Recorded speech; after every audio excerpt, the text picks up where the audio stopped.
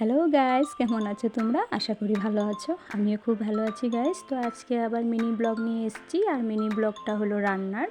তো কিচেনে এসে পড়লাম। আজকে রান্নার ভিডিও নিয়ে এসেছি, সেটা হলো হাঁসের মাংস। তো বাড়ির মধ্যে হাঁসের মাংস নিয়ে এসেছিলো, তো সেটাই রেসিপি আজকে তোমাদের সাথে শেয়ার করব। আর বানাবো চাল কুমড়ো দিয়ে। হ্যাঁ গাইস, তো এই হলো চাল কুমড়ো। আমি বড় বড় করে কেটে ভাজা করছি তেলের মধ্যে। আর বেশি ভাজা করব না, জল ছেড়ে ছোট হয়ে যায়, এই কারণে আমি বেশি ভাজবো না, একটু ভেজে নামিয়ে দেবো। তো এদিকে গামলার মধ্যে আমি মাংসগুলো নিয়ে নিয়েছি, আর এটার মধ্যে দিয়েছি রসুন বাটা, আদা বাটা, পেঁয়াজ বাটা, দিয়েছি গুঁড়ো মশলার যা যা লাগে সবটাই দিয়েছি। হলুদ গুঁড়ো, লঙ্কা গুঁড়ো, জিরে গুঁড়ো, ধনিয়া গুঁড়ো, স্বাদের জন্য লবণ, কাঁচা তেল সবটা দিয়ে, আর তেজপাতা আর সবটাই যা যা লাগে আর কি মাংসের মধ্যে সবটাই দিয়ে ভালো করে ম্যারিনেট করে নিচ্ছিলাম। মেখে মেখে ভালো করে টমেটোও দিয়ে, মাংস যেভাবে বানানো হয় হাঁসের মাংসেরও সেম প্রসেস গাইস, সেম জিনিস দরকার পড়ে। তোমরা তোমাদের হিসাবে সবটা সুন্দরভাবে নিয়ে ভালো করে মেখে চাল কুমড়ো দিয়ে বানিয়ে তোমরা এভাবে খাবে গাইস। খুব টেস্টি লাগে খেতে।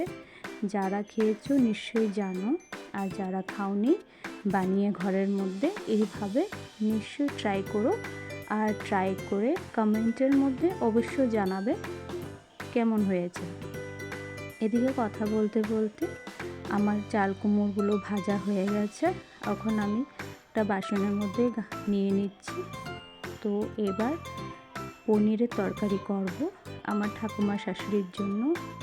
তো একটু করে পনির আর এদিকে আলু এগুলো কড়াইয়ের মধ্যে ভাজা করে নিচ্ছি, তোমরা দেখতে পাচ্ছ।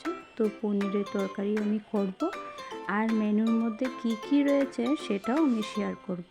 তো এদিকে কড়াইয়ের মধ্যে মাংসগুলোকে ভালো করে কষানো হচ্ছে। যখন কষিয়ে ভালো করে হয়ে যাবে, তার মধ্যে ফুটানো গরম জল দিয়ে ঝোল করে বানাবো। তোমরা তোমাদের হিসাবের মতন জল রাখো ঝোল করে। আর এদিকে কি কি হলো সেটা শেয়ার করব।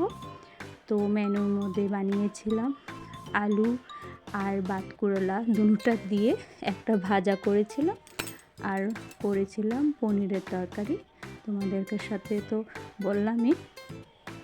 আর এদিকে করে নিয়েছিলাম হাঁসের মাংস। গাইস, কেমন হয়েছে অবশ্যই লাইক করো ভালো লাগলে,